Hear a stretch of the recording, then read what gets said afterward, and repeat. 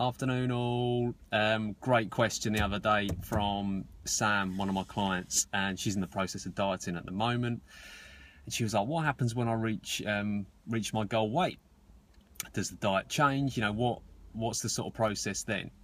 Now, what I do when I set up a plan, I base the foods in there on client preferences. So basically, I try and get someone to eat foods they enjoy all the way through the diet.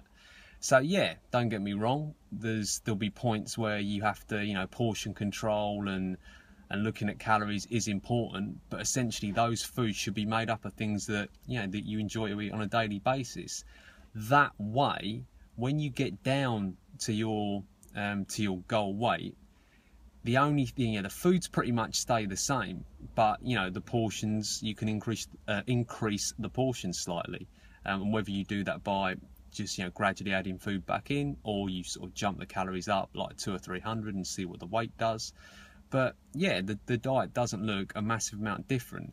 Now, if you flip that on its head, if you do a diet where, say you're doing like a shake diet, or you know, some overly restrictive, you know, like take all carbs out of the diet, for example, then you get down to your goal weight, and if you go back to eating normally, well, the weight's going to go back on, because it's completely different from what you were doing to get down there in the first place.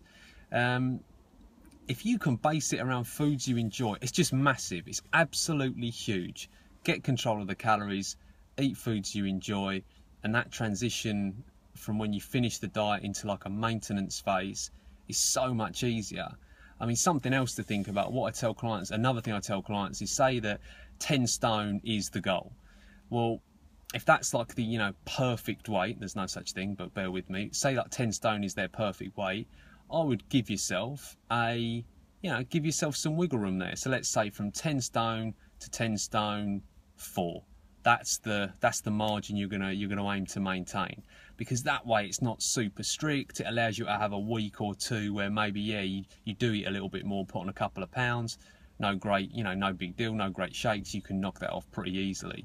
Once you start getting to sort of like 5, 6, 7 pounds overweight, or over like the goal weight, then you know you're in for like an extended dieting period. But I think, you know, 2 to 4 pounds as a maintenance phase allows you that wiggle room, allows you to eat out at the weekend, you know, and still live a normal, enjoyable life. I hope that helps. Yeah, set up your diet, eat foods you enjoy, and yeah, maintain around sort of like 3 or 4 pounds around your goal weight, and you won't go far wrong.